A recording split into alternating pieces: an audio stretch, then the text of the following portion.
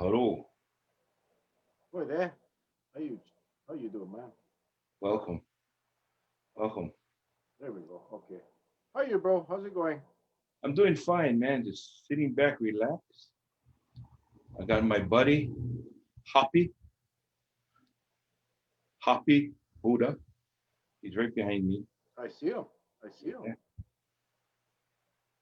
But he's taking Hawaii. He's taking hula lessons. So he one of the moves he's practicing right now. All right, and get my stuff set up here. So we're all ready for tonight's show. Oh yeah. I'm excited. Get my camera straight here. But What a day, man! What a day.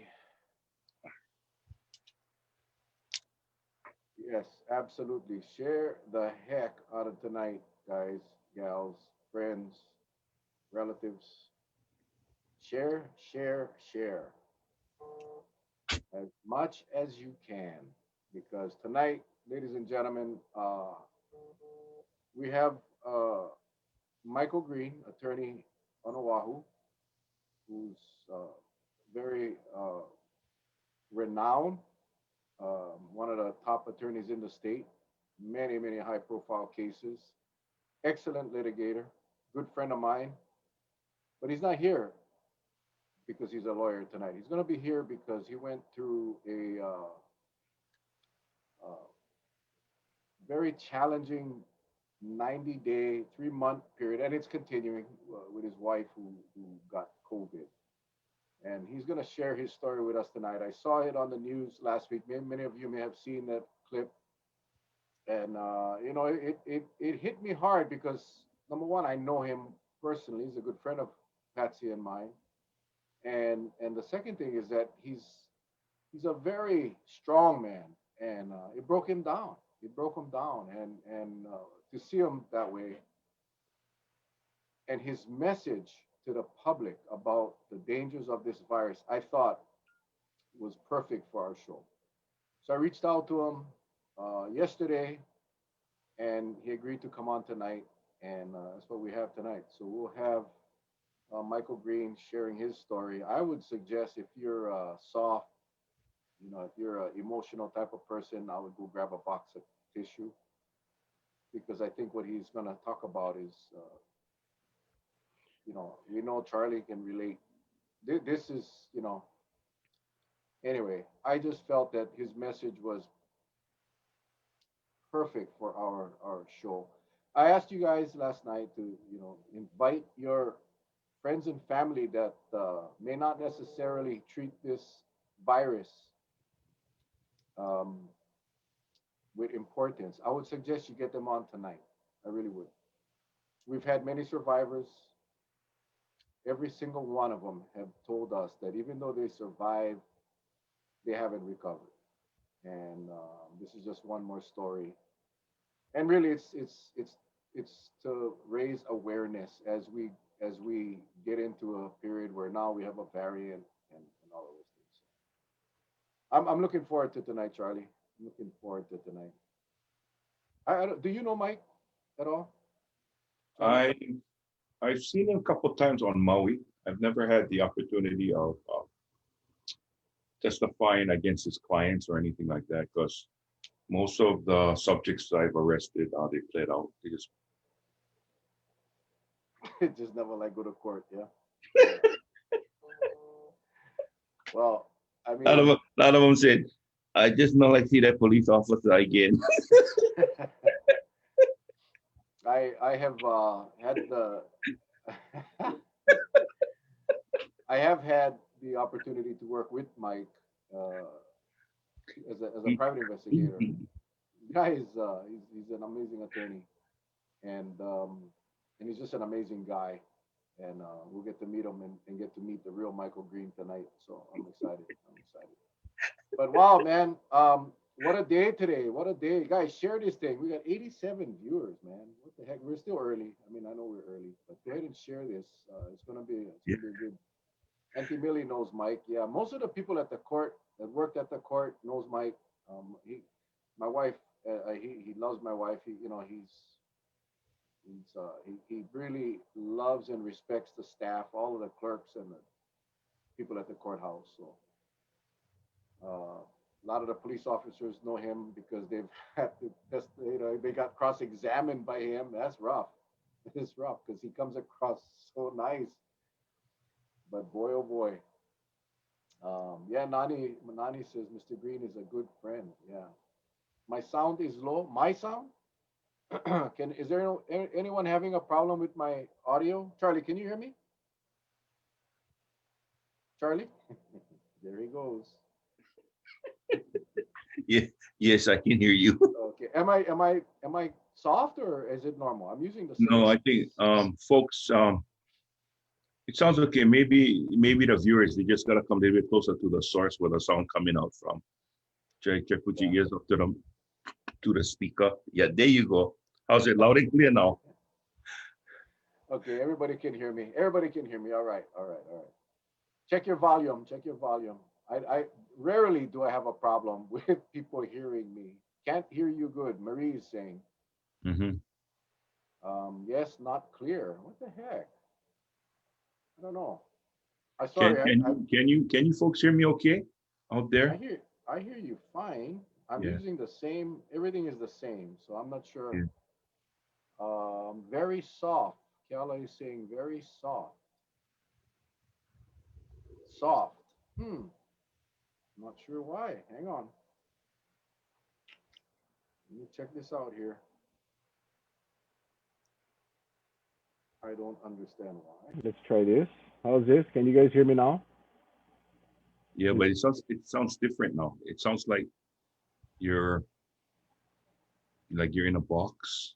Yes, because I'm using that. This is the AirPods.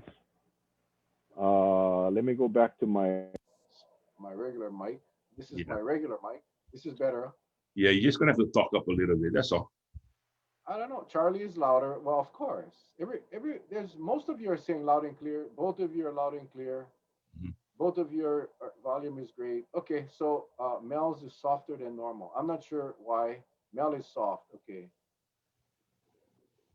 I can hear you loud and clear. Okay, I think we'll be all right. Yeah. Mel is very soft. I don't. Okay, hang on. I don't know what to do. Yeah, try to do this. Let Hi me do this. everybody, can you hear me now?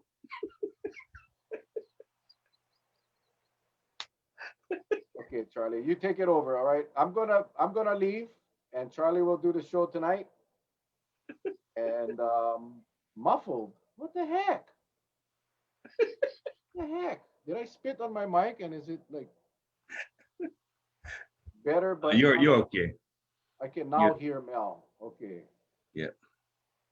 Okay. You know why? Because it's the same people telling me over and over that it's soft. So I'm counting you guys as different people. But apparently it was better before. Muffled. Oh boy. I'm It's sorry. weird. It's no. It's weird because Mel is a soft speaker. Yes, Auntie Millie. That is the bottom line. I'm the gentle one. Charlie's the obnoxious, loud, outspoken one. Uh, mm, there seems to be some neurological disorders going on here right now. Charlie's voice is loud and clear and deep. Yeah, I hear you. I hear you. A lot of you know, people can hear me all right. today I felt so bad for those of you that watched what happened at our state capitol in Washington, D.C. There was one film where I think brave guy by himself, an Afro-American security person, was trying to hold back the crowd.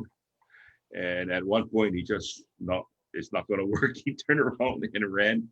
So I was just thinking to myself, can you imagine if we were there, Mel, and No, I cannot. I cannot all imagine. you would hear me running down the hallway, go, hear me yelling at the top of my lungs, running down the hallway. They're coming, run for cover. Yeah, it was. It was just. That was a horrible thing over Yep. there. Just a horrible thing, and you know, It's I don't sad. know. It was a I sad day. that's an hour show in and of itself. I mean, I just it's just Well, shameful. It's I asked, embarrassing for our country. I asked, Everybody, everybody else watching us and just saying, "My God, they got some issues." I asked our newly elected congressman, Kai Kahele, waiting for a response. Try to bring him on Saturday to talk to us because I checked with him. I said, Kai, are you okay?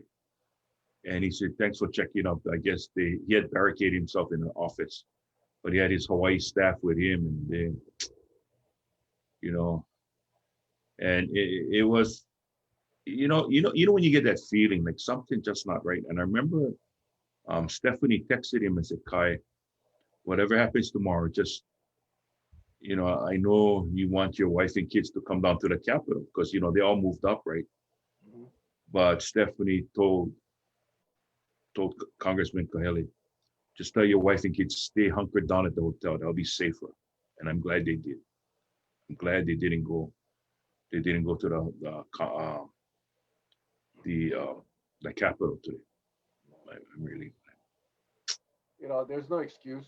There's no excuse. I don't care what side of the fence you're on as it relates to the politics of this thing. I don't care if you're a Democrat or a Republican. I don't care if you like Trump, don't like Trump. yeah. This is individuals Mhm. that made a choice to go act like idiots. And yeah, 4 people died. And you know, come on, guys. There's the right way to do things, and definitely a wrong way. And today it was just again, it was an embarrassment. It was despicable, and it's horrible. But anyway, There he is. Mr. Green is in the room, so we're gonna bring Mr. Green in, and like I said, guys, share it, please. Share this thing wide. Share it wide because this message needs to be heard by everyone. Okay. All right, here we go.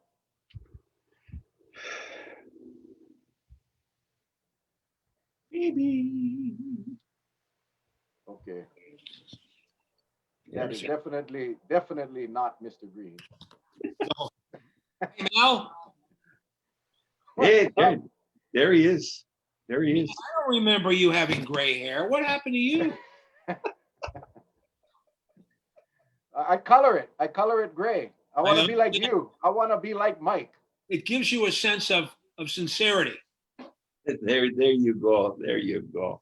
So listen, guys, I'm honored that you called me. I'm going into the bedroom in a second. My wife, the nurse is changing her, Okay. and I'm going to do it in the room if it's okay. And I'll Good. answer anything you want, and I'll give you everything. Everything I know, I'll be happy to discuss with you. You can ask me anything you want. Mel and I go back 25 years. Mm.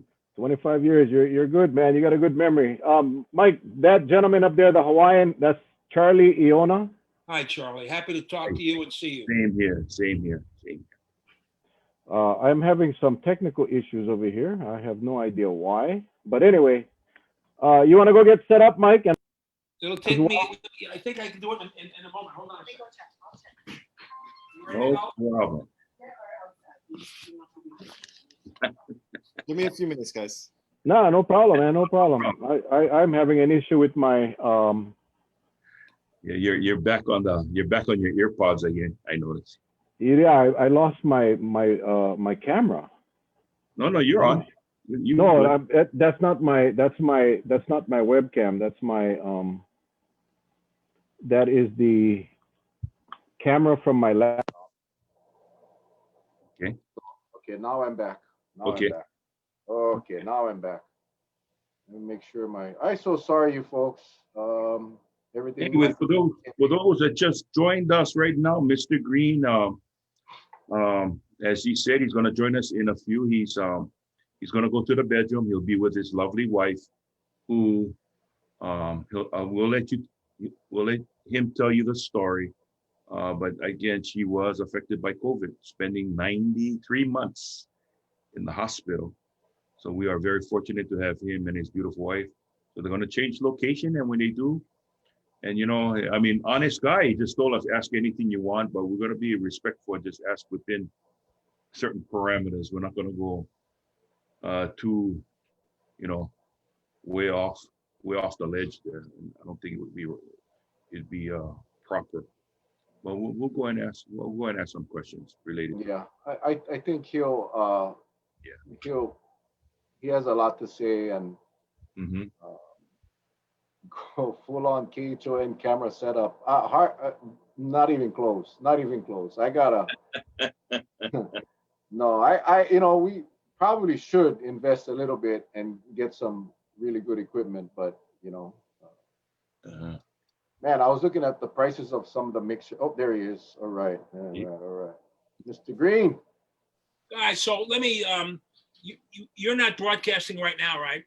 Yeah, we're live, buddy. We're live on Wait a minute, Facebook. have you actually started the show? Yep. Yes, we have. All right, because there's a really strong element in this, what happened to my wife, that is, the only word for it, and not just from me, the doctors, the specialists, respiratory people, nurses have called this a miracle. And when I say that, they've all said what happened to her is against everything medical science knows. It cannot happen. And I said, well, there's one way it happened. And we had people praying all over the world.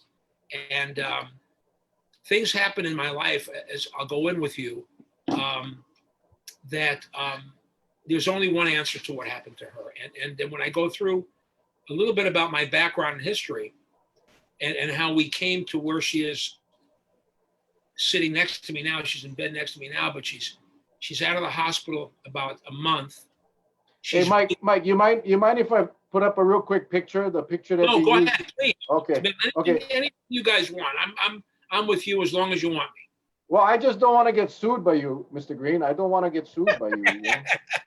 Hey, the day I met you, I said you got your first 3 felonies for free from me. Oh, that's a great picture, guys. That's when we were married on the 23rd of November. Wow. You renewed your vows, correct? Oh yeah. It's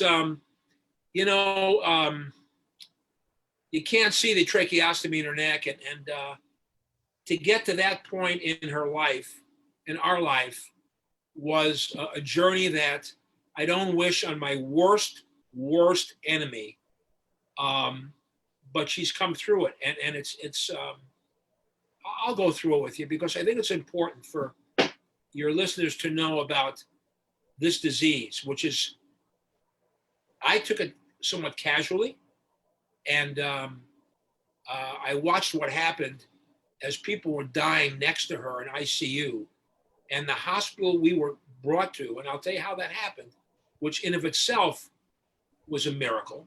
And I'll go through it all with you because it has changed my life, and I hope it has some influence on your listeners. And I never intended this interview, and I just did one for Fish 95.5 that they aired today, which is it's a Christian station. Mhm. But I don't intend these interviews that people have asked me to be a religious revival. But I will tell you that people have to understand I've never met an atheist that had a family member dying that remained an atheist. So I'll go through some of that with you. And I'm happy, as I said, Mal, because of my relationship with you, there's nothing that's sacred to me and anything you want to ask me. Thank you.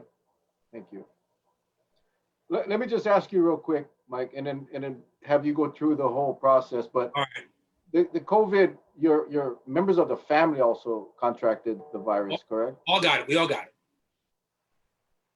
Yeah, but your wife got the big hit. So when I was positive, I had a 99.9 temperature, the next day 100, and that was the end of it. I had some body aches, nothing.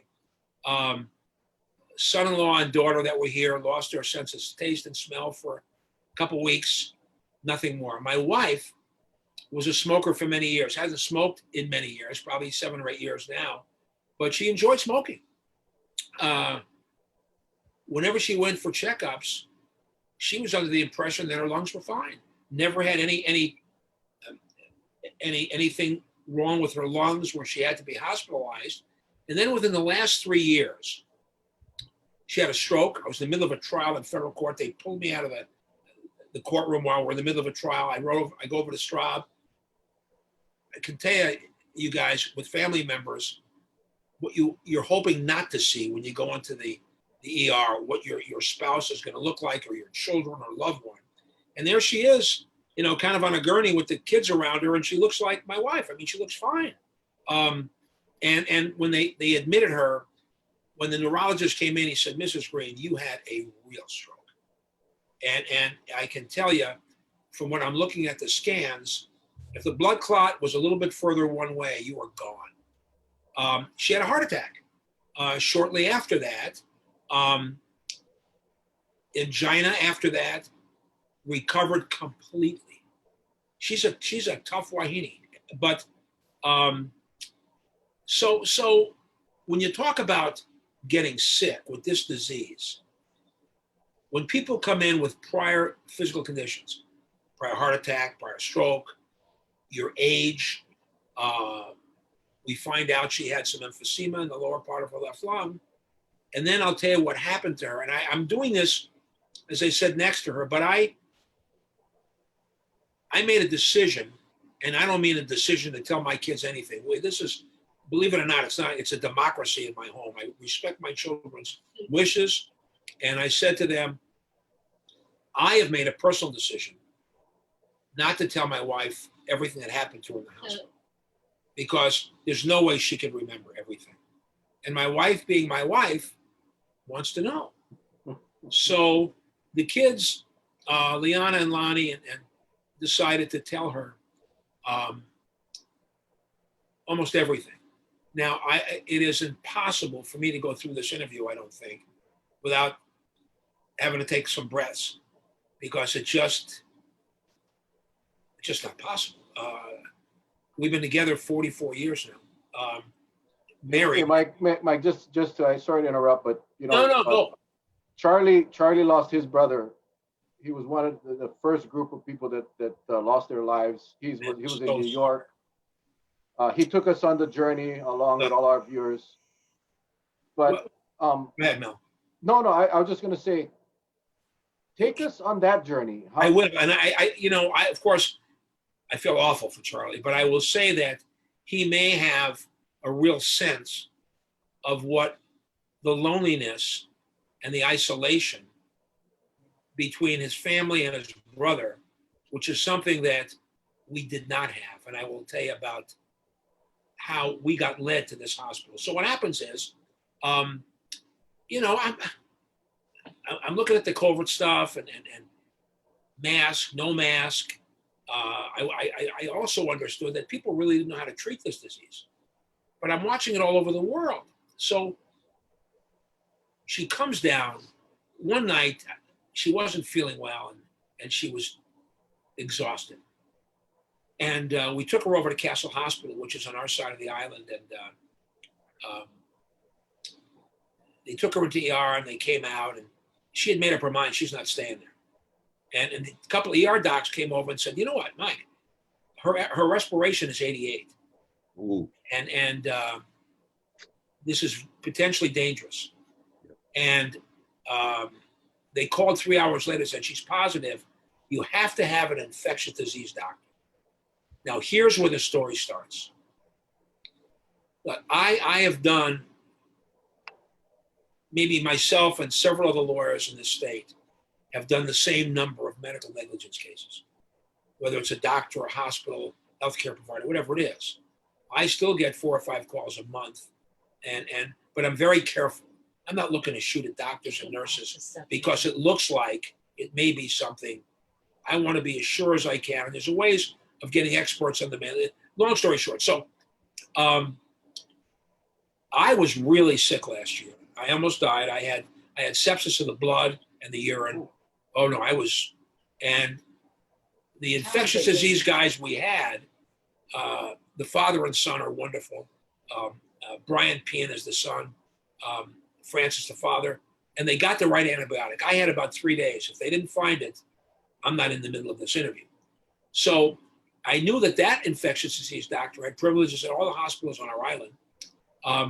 My wife, before all of this, had chronic pancreatitis, and her doctor in Seattle wrote the book, The Pancreas. and saved her. A doctor that worked under him. This guy is Smalls. please, Say the name. please. It's her life, and she's going to say things to me, and I will respect her. His name is Aaron Smalls. Brilliant young guy. Looks like he's 10 years old. In fact, he was here last night to see her. He had privileges over at Polymomi. I don't know anything about Polymomi. I just know that she had visited him a couple times, and so when I find out she's positive, there was no reason in the world for me to go to Polymomi. It was a former community hospital. They have maybe 125 beds, a lot of traveling nurses, and I take her over to ER. She's in the back seat of my car. My son-in-law, my daughter, myself, they take her out of the back seat. In my wildest dreams, I didn't think I never thought about never seeing my wife again. In she goes, and they have her in a telemetry unit on the 5th floor. And doctor looks at her, and this guy, Aaron Smalls, is a gastroenterologist, put together a team for me. Got me the best people he knew of at the hospital, none of whom I knew from before.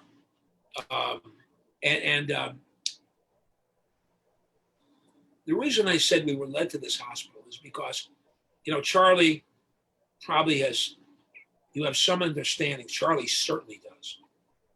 When you go into a hospital and you're diagnosed with this disease, you don't get to see, touch, smell, kiss. There is nothing. Yep. And if you're at a major hospital like Queens or Straub, you can call in, and maybe you'll get a call a couple of days later to tell you what they're doing, what procedure is, what the doctor says, what the nurse says, and meanwhile your loved one thinks they got abandoned. So there she is. They made sure we had contact. And I cannot tell you that after about a week or more, after she went on September 9th, I remember I went in late in the afternoon to see her, and I remember I was able to kiss her.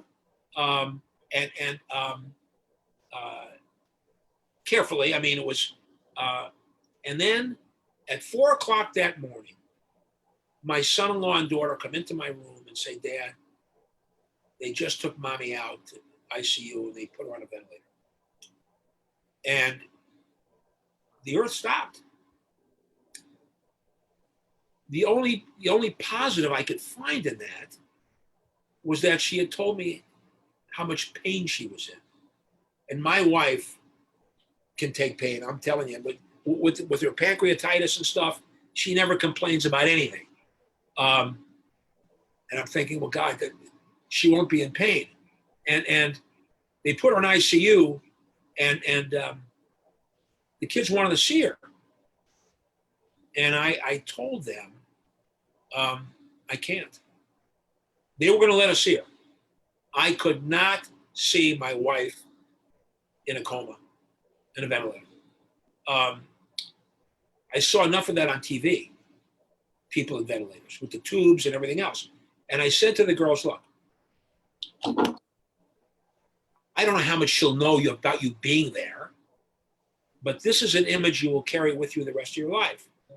Now, the other side of the coin is, if they didn't see her and she died, they never would have seen her again, obviously, after they put her in ICU. So they went in to see her one at a time, one in the morning, one in the afternoon, and then the doctor thought she could hear them. They played her prayer music and things like that, and the doctor thought she could hear her, and she was moving. So they paralyzed her. 11 days paralyzed. And you know, I don't know of people who live together as husband and wife or significant others. If you live long enough together, if someone says to you, you know, we had a perfect union. We have never fought or argued about anything. Well, there's something wrong with them, because just having your own personality and your own thoughts and ways of life, you're gonna have arguments and disagreements. I have never put my hands on my wife ever, and never would. And we don't go around my house swearing. But over the 43 years, I've gotten mad at her. And I've never heard my wife swear. She just doesn't. She doesn't drink. She doesn't swear. And if she really loses it, she'll hold up her index finger like this. She can't do the middle finger. It's not within her DNA to do that. Religious woman, loves God, prays all the time, goes to church, which is another thing I'll tell you about. Anyway, so she's down for 11 days. They take her out of the coma. 3 days later, they put her back in the coma. All I care about in talking to the doctor is her heart, her kidneys. I'm concerned that they're going to fail, especially a woman that's gone through her prior medical history, besides her age and her lungs. They take her in for 3 days. Now my family is seeing her, and then they decide to do a tracheostomy. Yeah. So now she's going to be awake, and I have to see my wife. Now, when I talked about an intervention, me being at Polymomy and these doctors, they still come to my house. The pulmonologist was here today. They're getting paid for this. The hospitalist he was coming here every day till the last week or so. I was watching nurses, respiratory people, RNs, coming up to her in the hospital and crying and holding her hand. We prayed before I left I was there from usually 1 o'clock in the afternoon till 9 at night. I stayed over on the weekends. God brought me to that hospital, and I don't have the slightest doubt in the world. I had no reason to be there. And if she was not there, I believe today, and what some of the people at the hospital say, it is so important to have family there, that they know they're loved, they know they haven't been forgotten. Without that family touching and talking, people give up. I wound up at Polymomy, and they were letting our family see my wife, their mother. And when she woke up and she had the trach, I went over there and the doctor grabbed me and he said, I have to talk to you. When you go upstairs, concentrate on speaking to your wife, not so much about her appearance. Kind of hard to do. So on top of it, she gets the worst case of shingles they've seen in God knows how many years. From under her left breast, all the way around her back and the left side, and with shingles, which I did not know. I mean, I know people that said you can't believe the pain of shingles. But what shingles does is once the shingle itself has been dealt with, where it crusts up and it starts to go away, we went from nerve blocks, acupuncture, epidurals, right to the nerve. Nothing helped her.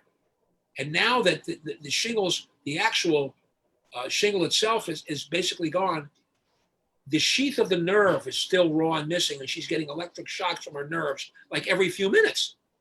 And she's grabbing her chest. What makes it even worse is that she was there. When she came out of it, she was there 92 days or 93 days. And we got her in ICU, and they're coming in all night, and I'm laying in this chair watching her. She has diabetes. So what kind of, I just don't want her to die. And I'm watching nurses come in, and they're holding her hand and they're crying. Respiratory people, guys, crying. And she's holding their hand and she's thanking them for treating her, and they're knocking her out with drugs. So the pain is kind of lessened in what she's doing. And then another thing that you guys with family, and I see my wife, and there's no hope of her coming home for a long time.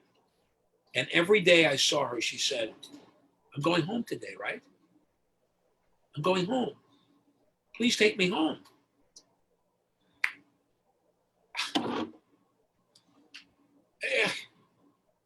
She said some other things that, anyway, we start getting close where her blood count and she got past COVID. She's well past that. Now we're dealing with this horrible disease and pneumonia and what it does to your lungs. And so once she gets home, the object is to make sure she's moving around. But she doesn't want to get out of bed because every time she moves, bang, she gets hit with this electric shock. So she's home. We have all the hospital stuff set up for her. But right before she came home, now, guys, she's on her back for 90 days. Any of you folks who have played in sports or know someone that's broken a bone and they cast you up, however long you're in that cast and you take the cast off, that area is atrophied. You have one smaller arm than the other, one smaller leg than the other. Well, 90 days. Her legs, everything is atrophied. And they're trying to get her to sit up. She can't sit up. They try to get her to put her feet at the end of the bed. She's rocking back and forth. She can't keep her balance. And then one day, it was during the week because I didn't sleep over that night. My daughter calls me and she's crying. I said, what happened? She said, Dad, Mommy just stood up. I said, what do you mean she stood up? Dad, they had her at the end of the bed and she stood up. She then sat down, she stood up again, and then she took 3 steps to a wheelchair. And I then, when I saw the doctors the next day, the traveling nurses there, and we're still friends, her life is different knowing my wife. She called me the other day. She's in Arizona helping COVID patients. Our doctor was there and they said to me, I want to tell you something. What happened yesterday is medically impossible. You can't be on your back for 90 days and your legs can hold the weight of your body. Not medically possible. I said, well, I'll tell you what made it possible. And I'm not trying to convert you folks at the hospital. And I've got cards from them telling them how they started reading the Bible, what our relationship and our prayers have done for their families. And so now she's going to come home. But now it's only partially over because we have to get her moving. And we had one of the nurses came over here that was sent by an agency. And RN, she came in for the day and that night she was saying goodbye to us and we're in the room and we pray for my wife and she said, I got to share something with you folks. She said, you have to read Psalms 31. Proverbs 31. It talks about your wife. You must read this. So, I've already finished the 4 books of the New Testament. I read it and it was like, oh my God, the kind of woman they discuss was my wife. And then the nurse came back the next day, next week, and we're in the room again, and the kids were putting on some music for my wife. It was about the Holy Spirit. And this nurse starts singing. But I mean, a voice, I'm not exaggerating. It was chicken skin from my feet to my forehead. And my son-in-laws, my daughters, and I, and my wife were looking at her. And she said, I haven't sung in years. She was sent here. Final bit, a little bit, and as I said, I didn't mean to do a Bible study for you folks, but you have to hear this, please. I get a phone call from, my daughters get a phone call from a pastor from New Hope on the Windward side. I'd like to talk to your dad. And my older daughter sings in his choir periodically, and then just a wonderful guy. I need to talk to your dad. So they said, just anytime you want.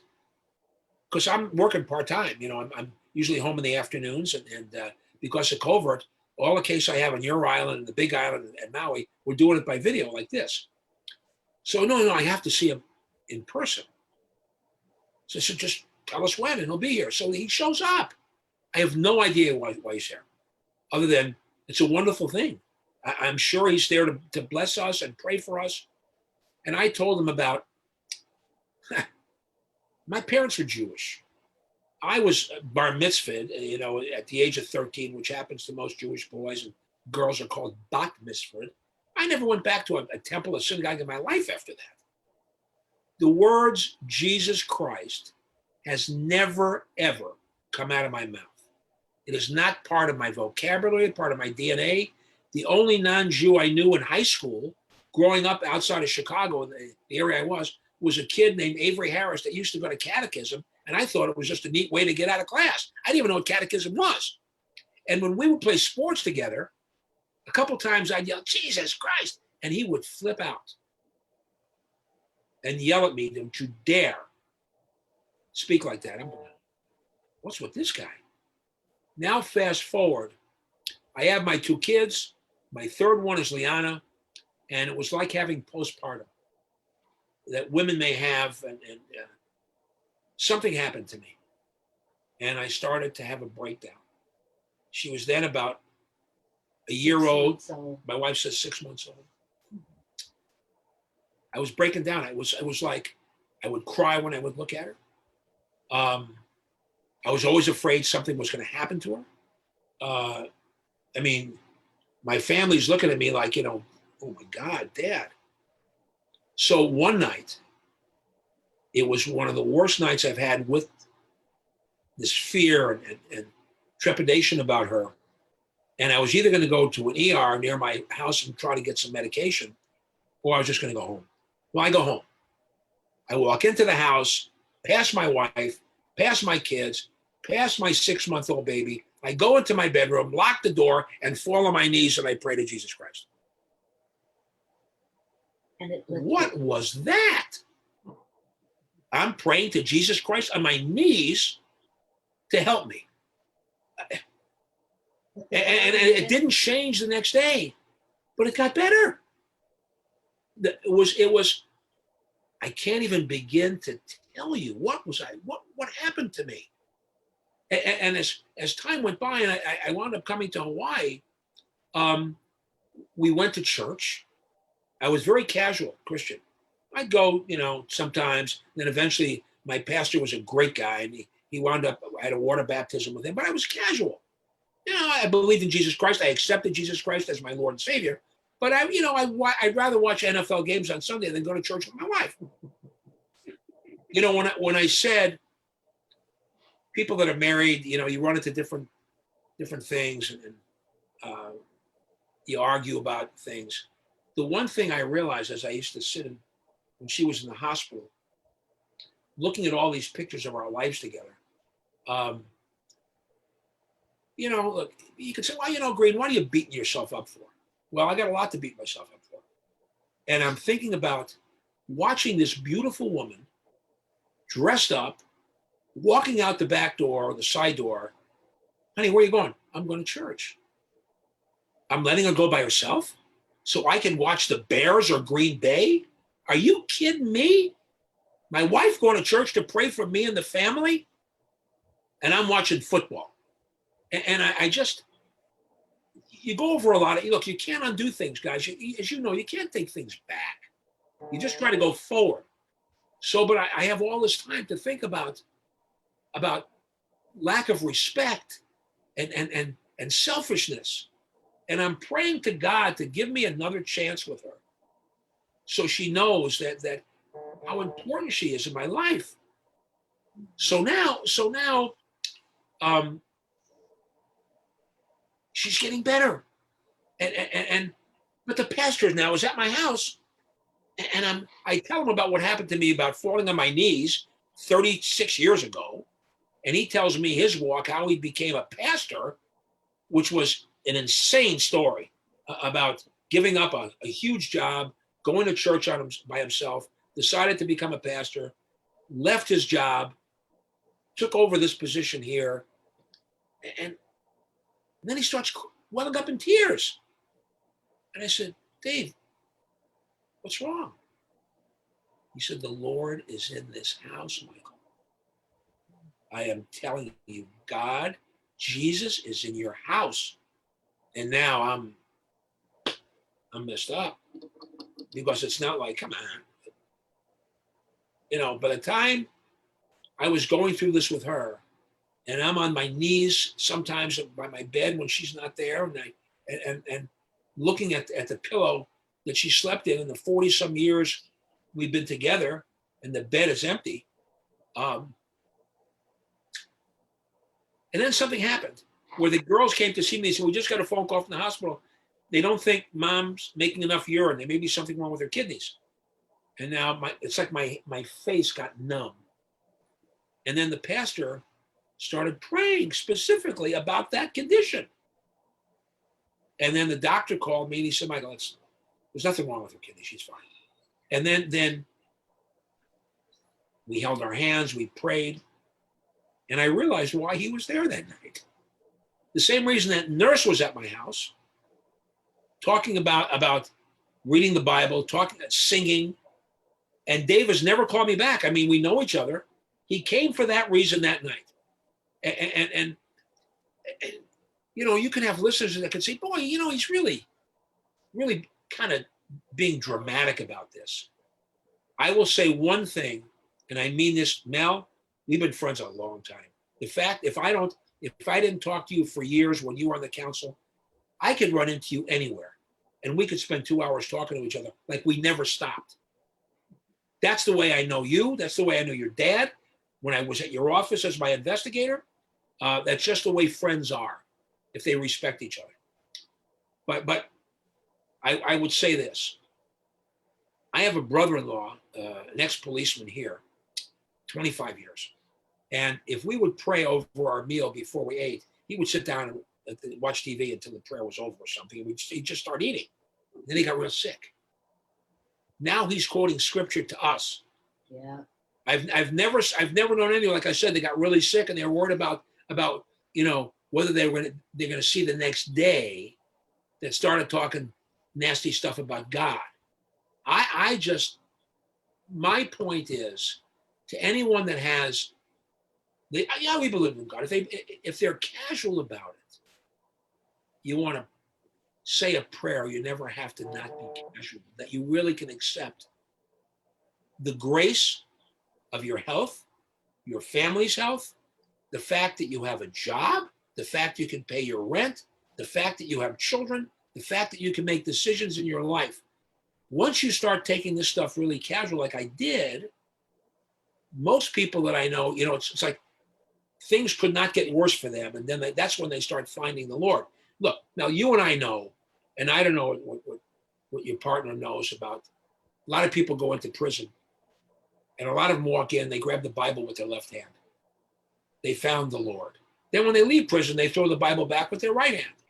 Now, some people actually find religion in prison and they do great. But a lot of them use it as an excuse to go in front of the parole board. I got that. The parole board got that. But I want to tell you something. This thing is as real as the three of us being together tonight. The doctors can't explain what they saw. The nurses can't explain what they saw. Like I said, she's here a month, no oxygen. Walked around the kitchen today with a walker, taking steps. And she knows it's not over. I mean, every day, you know, I sleep in this chair next to the bed and I keep checking the blood and the heart and stuff.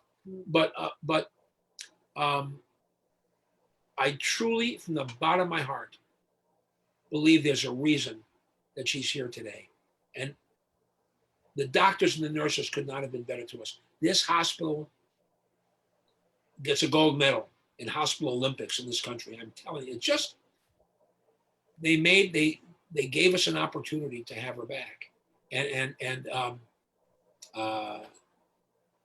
you know, there's a policeman, as I said, when I was going to ICU, I watched people dying the rooms next to her. Then there was a young policeman in his 30s that came into Polymomi. They sent him over to Queens. He's on this echo machine, which is, his lungs don't work, so the blood is going around his lungs to help him out. He's been on it for a month already. Representative in Colorado, 41-year-old man, healthy man, gets he dies right away. This is a very, very bad deal. And you know, the love and closeness of family, treating people with respect. You know, I never believed that I just was born with you know, some talent that I could go around and try cases. I always try to surround myself with lawyers that were smarter than I was in my office to get me into a courtroom. I have never had a trial in my life where I didn't go in my car as I was traveling to court to ask the Lord, thanking him for the blessings he gave me, the ability and any talent I have, and to let me be able to do what he has trained me to do. I've always done that now. But this experience for my sons, my son-in-laws, my daughters, my wife, in-laws, I'm telling you guys, this was an unbelievable walk. And every place I go where people ask me, my office is on the 22nd floor of our building. So I'll get in the elevator and invariably someone else will be going up the elevator. Now, they're going to get it from me if they go past the 3rd floor, because they'll say, hey, Michael or Mr. Green, how you doing? And over the last few months, I've said to them, well, I'm actually not doing that good. My wife's name is Estelle, and she's in the hospital, and she's really sick. I'd appreciate it if you would pray for her. By the time they get out of the elevator, I said, you remember her name? Estelle, and we will pray for her. I got the head of narcotics, prosecutor's office on Maui, sends me a picture of her kids lighting candles in church for my wife. An assistant U.S. attorney here, and we're against each other in cases. I called her and I said, you know what? My wife's coming home tomorrow. She said, you just made my year, Michael. Another guy calls me on another case. Prosecutor says, Michael, before we get into the case, how's your wife? Judges, after we have this video here, how's your wife doing? Lieutenant Governor. Josh calls me yesterday. I said, how is everything? He said, I'm fine. I'm calling to see how Estelle is. This is, as you guys know, this is really a special place in life. And like I said, I came here from Chicago, which is just the opposite of what this is. This is a very, very special place. And the way people treat each other. And not everybody is the same, as you know. When you are on the job now, you meet some bad people. But this experience for me, I would tell people that I'm not making this stuff up. The miracles I saw, and for some pastor to come in and start crying and telling me that the Lord is in my house, the pastor who married us in the hospital, in the picture you saw, he'll be here Friday for dinner with his wife and one of the people that works at the church.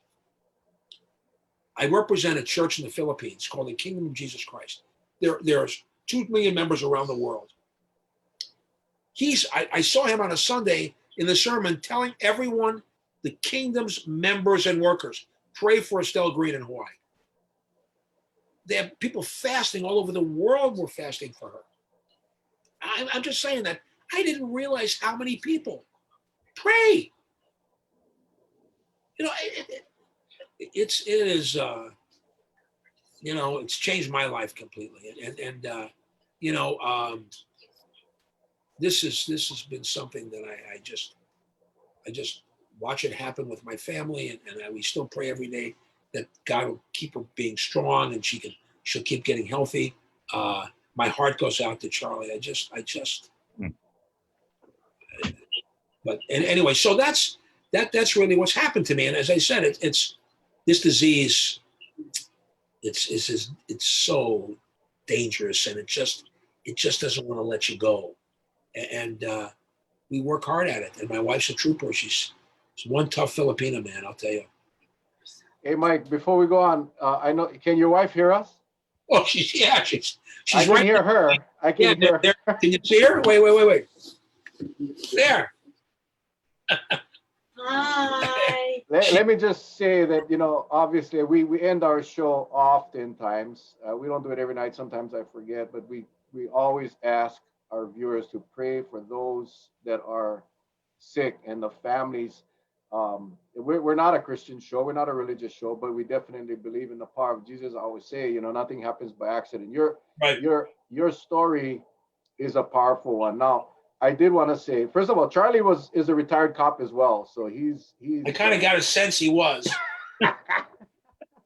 But the you other know, thing, the other thing I wanted to say real quick, Charlie, I'm sorry, but is we have a lot of nurses that are watching live right now. We have doctors. We have a lot of our doctor viewers that are what that watch our show on a regular basis. So I just wanted to echo what you said about the nurses and the fact that they got to deal with this every day. And we have become like family to our viewers. We have a few of our viewers that are in the hospitals every day, and they see people come in and don't leave, and they tell us the stories of them holding hands and praying and crying, and only to find out that when they go back to work the next day that they've passed. So I just wanted to echo your words about the the wonderful people that are on the front lines doing what needs to be done, the nurses that's got Yeah. to, and of course those that share the blessings and the prayers with the families. I just wanted to say No, thank you, you. well, You know who I'm talking about, people yeah, watching. You guys all know. no, but it's when I got sick and I watched the nurses come in and out, and then with my wife, um, they are so well educated, so well trained, so caring, and to watch them hold my wife's hand and cry over her over here. And if you look where my wife is, right above her head, you can see a picture frame. That was our wedding picture 40, almost 44 years ago. And when we brought her home, I wanted that picture there over the bed. I've got her mother who did the rosary forever, every day she lived with us. Her mother's Bible. This is the respiratory guy who came in. I'll leave this there so you can see her. I'm very proud of her. The respiratory gentleman that came in that was with her at the hospital, he said, I got to share something with you, Michael. I saw your wife when they put her down and they paralyzed her. And then, I have a very good friend, a doctor whose family, one of his family members I represented many, many years ago. He's in his 40s, he's in his 80s now. But he had us go to his office a few months ago and he was trying to prepare me for the loss of my wife. He was calling the doctors at Polymomi, and in a very kind, gentle way. I knew what he was doing. And I kept from actually becoming sick in his office. Great guy. And then he called me a couple times more and said, Michael this, Michael that. And I said, Phil, I can't talk about this. And then she made this great turn. And he said, there's no explanation for what's happening to your wife. It's unheard of. Everything that could take someone's life away, disease, prior conditions. So the man I was talking about, the respiratory guy who came in the other day to the house, he said, Michael, every morning, or if his shift was 8 at night till 8 in the morning or 8 in the morning, every time he came in, he said, as he walked into the first nurse in IC, is Mrs. Green still here? Every morning, is she still here? And the answer was yes. And then, it's, we are so blessed. And I just, I guess God works in strange ways. And she brought this family together to the point of we are one, united. I watched her change lives of people, these great nurses, respiratory people, doctors. When we got married, the picture you showed, at the foot of the bed, there was a couple of doctors and nurses in tears. They're the folks that watch or listen to your program, the nurses, and whatever their profession, that treat people that are so sick. They understand the reason they got into the profession was to help people, the relationship between sick people and the people they're trying to help. But they were so far past the doctor-patient relationship or nurse-patient relationship. It got so far past that. They were bringing us cards, and not just signed by a nurse. Everybody wrote something to her. They all took the time to write a small message, even if it was 2 sentences to her.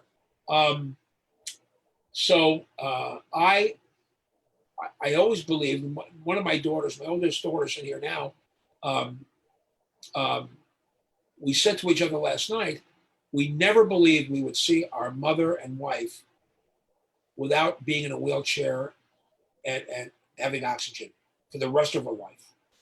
And then when I came home a few days ago, the respiratory guy was here, and she's sitting in this chair I'm sitting in next to the bed.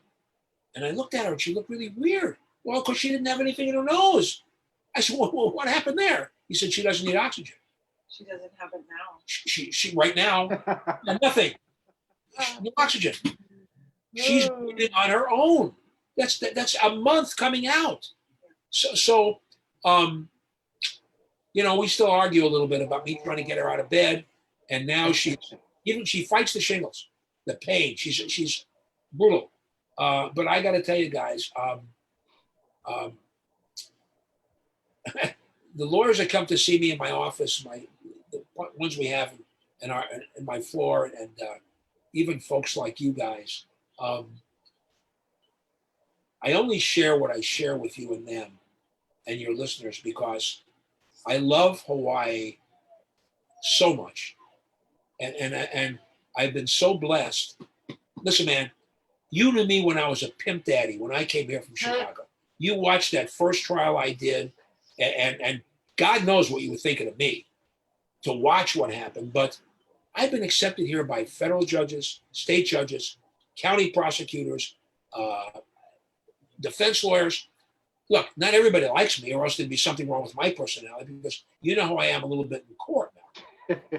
No, but I mean, but they accepted me here. I mean, I've been here 32 years, going on 32 years. And my relationship with prosecutors is almost the same as it is with defense lawyers.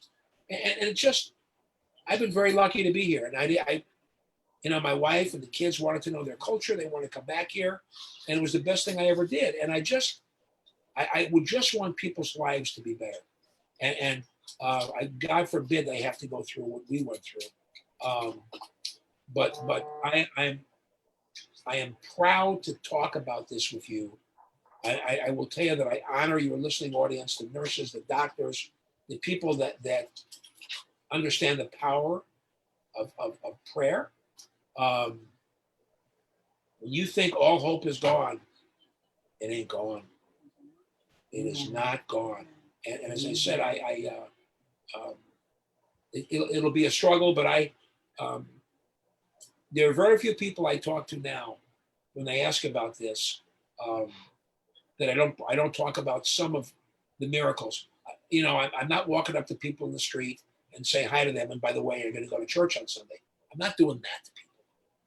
But I certainly am happy to share the fact that but for the miracles, but for what I'm convinced that the Holy Spirit and Christ did in my life and my wife's life, this ain't happening. And the doctors do not deny that. These guys who it's all medical science, it's what's in the books, it's how they've been trained. They don't deny what happened to my wife for a second. I'm just telling you. So, I mean, I don't know if you have people calling in if you want me to talk to somebody, but it's thank God she's here, and we're still together. We're a close family, and closer than we ever have been. What a go ahead, Charlie. I think the miracle is, your wife had not only COVID, but she had a multitude of other things that were against her, and she's a miracle. I can see it with my own eyes. My brother, when I got that call on Sunday, he was talking to me, and that's when it just broke out in New York City. And how I found out was I saw his Facebook posting that he was having his 100-something temperature. I'm really upset. And I said, hey, what's up? He said, the doctor said if I can hold it down for the next 3 days, I would have beaten it. So that's a Sunday. Monday, I call him. I don't get no call from him. Oh. So Tuesday, I get a call from his longtime girlfriend. He's admitted into the hospital. And she said he looked very frightened. Oh. But he was an Uber driver, and then he took care of this very wealthy senior that she had connections with the board, because in New York, you're just put in like a mass unit. There's just so many people going in at the time with COVID. And what had happened was he goes in, but she made sure that he was put in a private room. Right. So they were gonna dialyze him. At the time, nobody knew that with COVID, the blood thickened so much, the dialysis was getting gunked up and wasn't working. So they tried to put him on hydroxychloroquine. They put him on it, did something to his heart, they had to back it off. They put him on a ventilator. Long story short, he went in Monday night, Tuesday morning of that same week. By Saturday, he passed away already, was dead. Oh my God. John, let me ask you, did Oh my God. not to interrupt you, but when he went into the hospital, Mhm. did you ever talk to him again before he died? No, Yeah. and that's the sad part. It's That's the sad. another thing that happened, and look, we have a lot of good lawyers. Oh my God. Anybody who says, this guy is the best of the best, we have a lot of smart lawyers here. I wound up being asked to represent the Surgeon General of the United States on some BS. It's so offensive that it's hard to believe that our prosecutor's office here is so clueless. But then you see that even Keith Kanashir was my friend. He's in serious trouble for corruption. Yaloa just got 13, or the former chief got 7. The cop who cited the doctor, she is married to a police officer. Both of them are 1 and 2 in stealing money from the county for overtime. They're supposed to do 20 hours a week. They've just ripped off the county. So she had a real motive to cite it. But the point is, so I call Dr. Adams, and he's talking to my doctor every day Mhm. about whatever they can find that they're using anywhere in the United States to treat this condition. And I mean, and it turns out, he said, Michael, everything that they're doing over at Polynomi is exactly what they're supposed to be doing. But the thing about it is, they still don't understand this disease. I mean, they're still playing around with this thing as to what's going to happen, and some people get really sick, and I was 2 days of body ache and nothing, and then I look at my bride who is every reason not to survive this because of other prior conditions existed, and Can I share something with you? let's say anything. This is something I'll just pass it. In 2012, I was medevac from Kauai to Pierre Marais and medevac to Queens, not knowing that my heart was so bad they needed to get into it right away. Well, they tried to put a stent in, but they couldn't. So they showed me the X-ray and they told me why. He says, "You see these 8 circles? That's all your arteries that are blocked." Well, So we can go in and we can do probably an 8-hour plus procedure, but you're gonna have to fight this thing. He says, I've never lost anybody on the table, but you got to be really disciplined. So what I wanted to pass on to your wife is, as soon as I came out of the hospital, I mean, not out of the hospital, but the ICU from that surgery, within less than 12 hours, they already had me walking up 3 flights of stairs. exactly.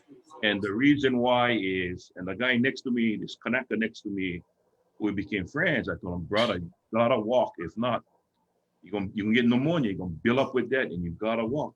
And what had happened? See, he says you're going to get pneumonia. You stop. Tell the guy. I know they put that when I Okay, had all right, it. she heard you, Charlie. Go ahead. Yeah. So you gotta walk. And what had happened was the guy left, picked out. He passed away. That's why I tell anybody, you get a chance to walk, just try your best and walk. It's the No, best thing when she's in all this pain, yeah. some days are worse than others. And I'm saying, honey, you gotta. They exercise her legs in bed. She's got really strong legs. But when you sit up, it's a whole different story. And you get off your lungs and your back. She says, well, you walk. And I understand why she's angry. But she says, you know what? I walk 20 feet. You want me to walk 40. I said, you walk 40, I want you to walk 60.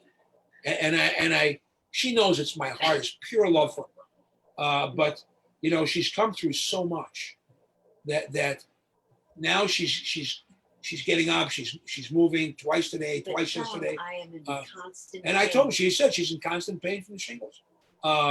And right now she is, but she's tough. And like I said, Well, her she's breathing around sounds a good. lot. I gotta tell you, her breathing sounds good.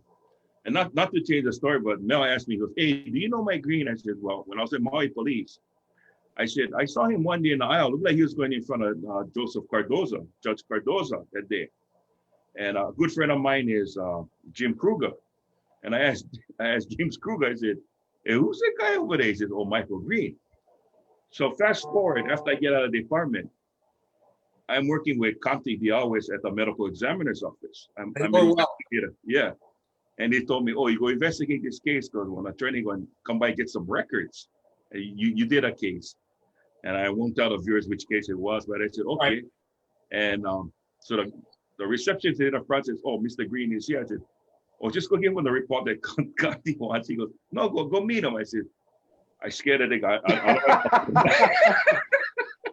Hey, Mike, let me read it. Let me read this. Let me read this comment. I don't know if you have Facebook. I don't think you have Facebook, but find somebody I with Facebook. My family does. Let me tell you guys, Okay. this is not, I'm not proud of this. I've never texted anybody. I've never faxed anybody. I've never sat at a laptop in my life. I'm a dinosaur. But my office Well, but Mike, you're gonna have to go read the comments because there's my family will get them for me tonight. okay. There's Yeah. hundreds and hundreds and hundreds of comments. Most of them positive. In fact, all of them are. But this one stuck out. First of all, Angela Keene texted me. She said, "Please tell you thank you for sharing your story Well, with everybody," and as well as probably 100 people said the same thing. But thank you. this is the one that stuck out, and this is from Marlene Moises. She's a good friend of ours. When I see him on TV, he seems scary. This show has shown the humble, wonderful Christian man he is. Every time I see him on TV now, I'm going to think what a sweetie pie he is. A man we would love to sit with, have coffee and share stories. Would love to have Estelle too. How sweet is that? That's the Not kind of really. viewers we have. You talked about it on about being in Hawaii. Yeah. We got the best viewers on the planet. This is where I want to, we got a few minutes left, but what I want to tell you or ask you, Mike, as I said yesterday when we had the short discussion, Charlie and I have been doing this for 10 months now straight, every night except Sundays.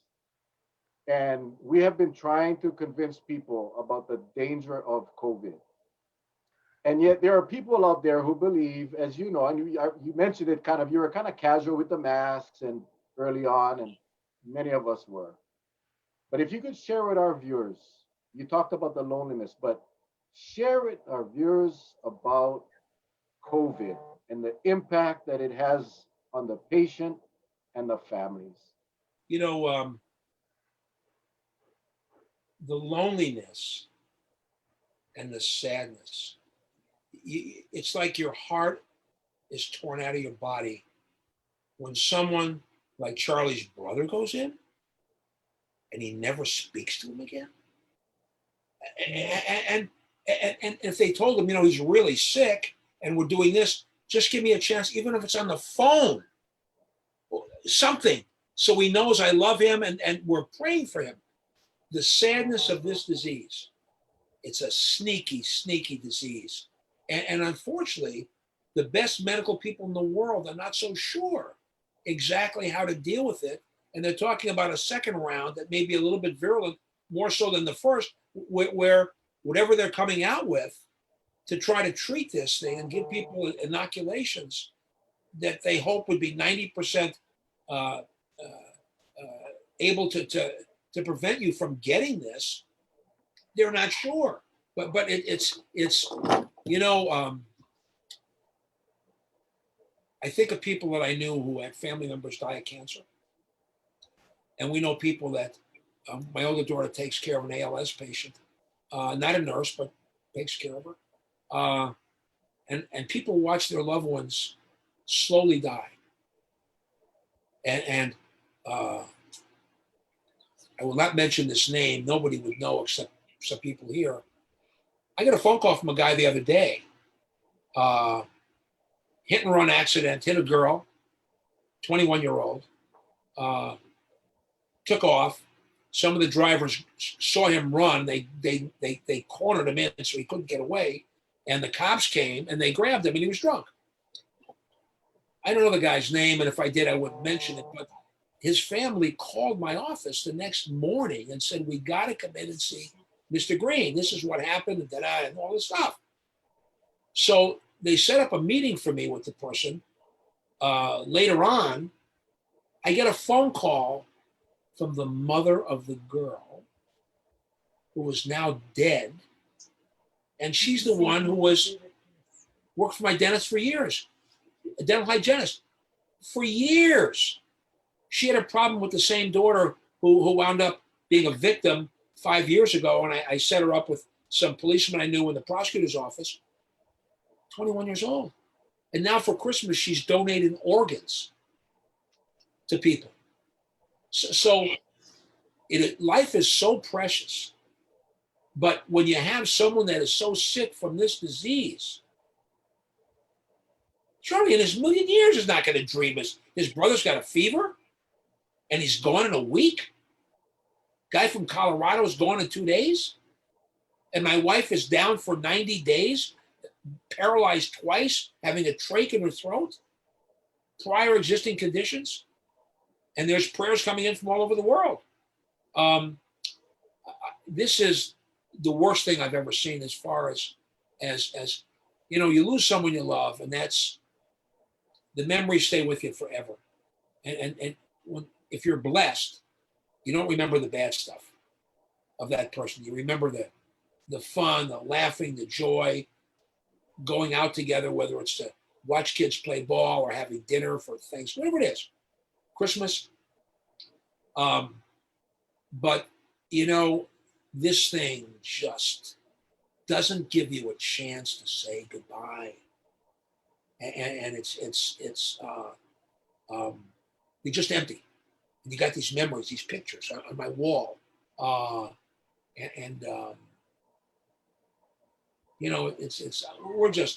we're very blessed, and I will tell you that very nice lady that you just mentioned her call to me. I'm an old bartender. I tended bar in Chicago on the weekends when I was going to go to law school. I still remember the $3 on the bar, $2 on the bar. I worked in a bar where bartenders and servers would come to the bar on their nights off. So we always took care of each other. And that's how I paid for law school and my books. But I tell everyone that comes in my office, if you came in, Mel, or Charlie sent in someone they knew and they said, look, Charlie or Mel sent in, they said, but I have people that come in that really don't know me other than some stranger or somebody I may have done a case for sent in my office. It could be for their son, their daughter, their husband, their wife, their auntie, somebody. And I tell them all the same thing. I said, I just want you to know. They come in, they start talking real fast. And I said, oh, slow down. You can be here as long as you need to be here. And there's no charge to be here. So now you tell me what you need. And I tell them that people come to me, and at the time they're in my office, really not knowing me, it's for the most important thing in their life at the time, generally. And I would treat their son the way I want my son treated, their daughter, their husband, their wife. It is an honor for me for people to come to me and trust me with the most important thing in their life. Now, some people I just can't help, and that's just the way it is. But I'm happy she said that. I've had people come in and say, the reason I'm here is I heard you're a 500-pound gorilla, and I want the meanest guy I can find on the island to represent me, and you the guy. But, I try to be a really strong advocate. When people's lives are at stake or they've been terribly injured, we do a lot of catastrophic stuff. I want to be able to, even when the case is over, I try to stay in touch with my clients. They can always call me. Homeless people come in a lot just to talk about something. And it's okay because it's a blessing to be able to be here, first of all, to practice. And like I said, I'm happy to do it. And you know, so I don't try to scare anybody, but you know, sometimes it just comes with the with the territory. God bless you guys. I'm so happy to see you guys. Well, if I had to hire an attorney, it'd be you, Mike. That's Well, for damn sure. I appreciate Jesus Christ. it. And Mike has helped me throughout the years so much. You're my friend, Mal. You're my friend. That's the way it's always been that way for years. Yeah, thank God. um, anyway, we appreciate you so much. And Estelle, oh my God, I'm so glad that you're on the screen. Awesome, Charlie. He's so Did you ever? Estelle, did you want to say anything to our viewers? I don't know if it's not too difficult. One thing I have to say is, and I know it's not a religious show, but I praise God. I know that I am here sitting next to my husband because the Lord above. I didn't Amen. expect to live through this. My husband knows. I thought every day when I was in the hospital, because of what I was going through and the pain, I thought that day I was going to die. So I praise God and I thank him so much for putting me back here with my husband. The purpose. God.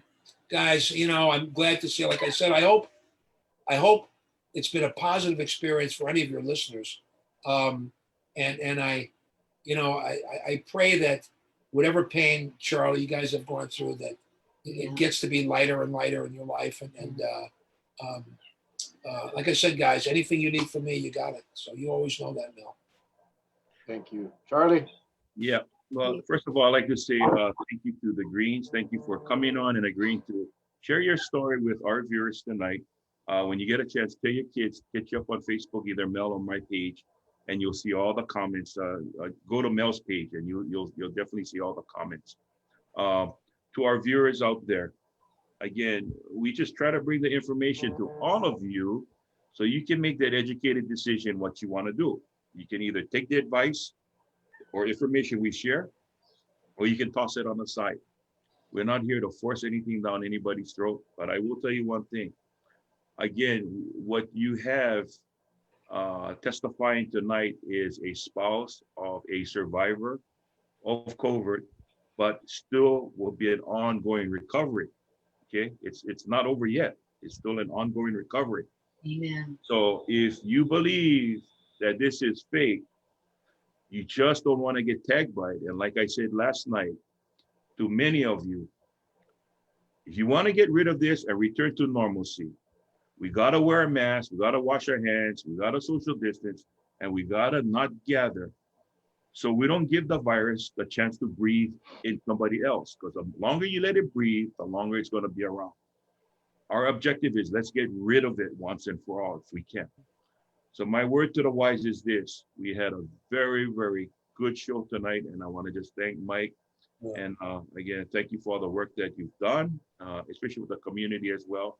Your lovely wife, many more days of bliss, many more years of bliss, because you know, all you can do is, you were at the bottom. All you can do is go up. I know that when I was down and out, my wife, you know, Sacred Hearts girl, you know, Sacred Hearts graduate, she continually prayed for me, and I thank the good Lord above, because I was at my darkest time, especially when you read the report after your heart stops twice on the table. You don't know if you'll come out from it.